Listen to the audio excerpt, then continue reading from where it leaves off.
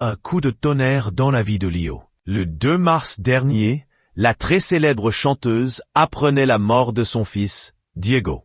D'après les informations recueillies par nos confrères de Paris Match, le jeune homme de 21 ans se serait immolé par le feu, à proximité de l'aéroport de Roissy-Charles de Gaulle.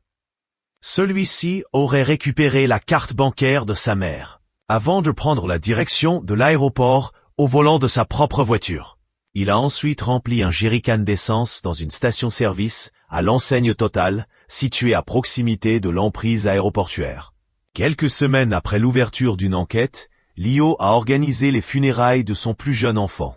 Le 17 mars dernier, le cercle proche de Lio s'est rendu au crématorium du Père-Lachaise où étaient organisées les obsèques de Diego dans la plus stricte intimité. La famille n'a pas souhaité ouvrir la cérémonie à la presse.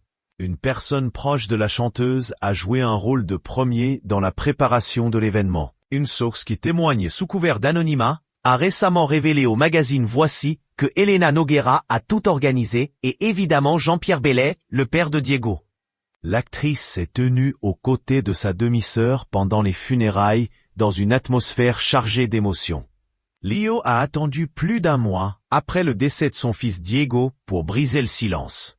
C'est sur le plateau de C'est à vous qu'elle a pris la parole le 8 avril dernier. Merci Lio d'être venu ce soir malgré l'épreuve que vous traversez.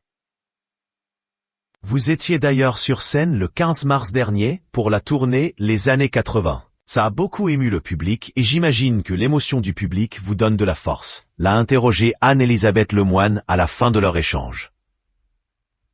J'ai reçu beaucoup de témoignages qui me disaient que je ne devais pas aimer assez mon fils pour pouvoir monter sur scène. C'est confié l'interprète de Banana Split.